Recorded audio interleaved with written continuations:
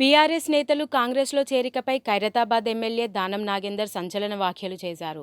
గాంధీ భవన్లో మీడియాతో మాట్లాడిన ఆయన బీఆర్ఎస్ పార్టీపై విమర్శలు చేశారు.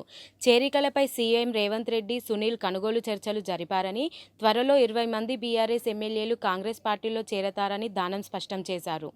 బీఆర్ఎస్లో ఎవరూ ఉండరని, మరికొందరు ఎమ్మెల్యేలతో హరీష్ రావు బీజేపీలోకి వెళ్లడానికి ట్రై చేస్తున్నారని, మరికొద్ది రోజుల్లోనే బీఆర్ఎస్ పార్టీ నుండి ఎమ్మెల్యేలు అందరూ ఖాళీ అవుతారని సంచలన ఆరోపణలు చేశారు.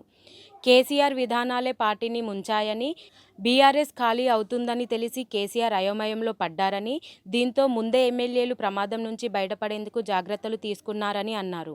గ్రేటర్ హైదరాబాద్లో బీఆర్ఎస్ ఖాళీ అవ్వడం ఖాయమని, త్వరలోనే ముఠా గోపాల్, వివేకానంద్ గౌడ్, కాళ్ళ యాదయ్య, అరికపూడి గాంధీ, సుధీర్ రెడ్డి, ప్రకాష్ రెడ్డి కాంగ్రెస్ కండువా కప్పుకుంటున్నారని, మల్లారెడ్డి కూడా కాంగ్రెస్లో చేరేందుకు సిద్ధంగా ఉన్నారని తెలిపారు.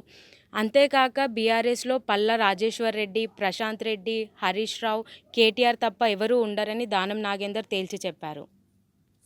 బీఆర్ఎస్ నేతలు కాంగ్రెస్లో చేరికపై ఖైరతాబాద్ ఎమ్మెల్యే దానం నాగేందర్ సంచలన వ్యాఖ్యలు చేశారు. గాంధీ భవన్లో మీడియాతో మాట్లాడిన ఆయన బీఆర్ఎస్ పార్టీపై విమర్శలు చేశారు.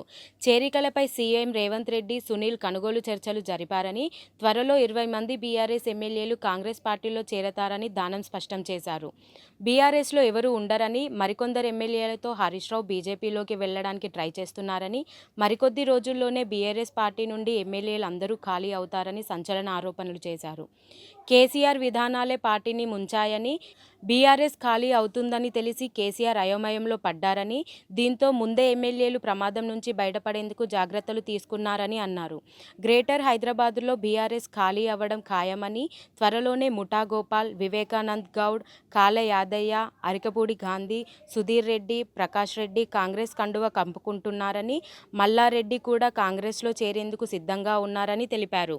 అంతేకాక బీఆర్ఎస్లో పల్లా రాజేశ్వర్ రెడ్డి, ప్రశాంత్ రెడ్డి, హరీష్ రావు, కేటీఆర్ తప్ప ఎవరూ ఉండరని దానం నాగేందర్ తేల్చి చెప్పారు.